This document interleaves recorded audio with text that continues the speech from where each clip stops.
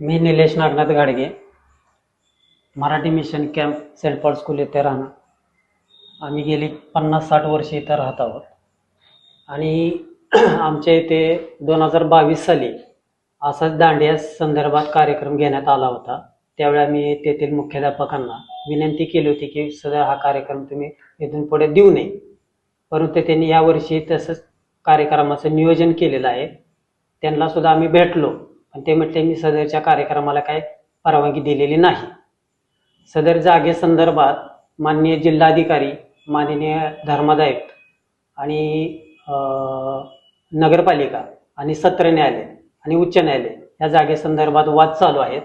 त्यामुळे या जागेमध्ये या दांडियाच्या कार्यक्रमाला कोणी परवानगी दिली अद्याप आम्हाला काही माहीत नाही। हा दंडाक्षेने आणि जबरदस्तीने कार्यक्रम तिथं चालू आहे आणि तिथं आम्ही राहणारे सर्व रहिवासी आणि तिथं राहणाऱ्या जी आमची जुनी घरं आहेत ही सर्व मातीची आहेत। त्यामुळे तिथं जीवितहानी होण्याची शक्यता आहे आणि बरेचसे लोक तिथं आजारी, कॅन्सरचे पेशंट आहेत, बीपीचे पेशंट आहेत, कोणाची एन्जिओग्राफी झालेली आहे, कोण अपंग आहेत, असे बरेच विविध आजाराने ग्रस्त लोक आहेत। आणि सदरचा हा एरिया तिथं समोरच आमच्या सातारा जिल्हा रुग्णालय आहे, त्या ग्राउंडच्या भोवती बरेचसे दवाखाने आहेत।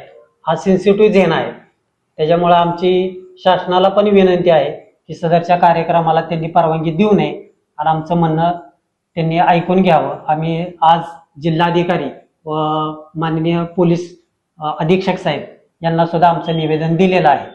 आता त्यानंतर ते काय कारवाई करतील, त्यांनी कारवाई करावी या आयोजकांवर, अशी आमची त्यांना विनंती आहे।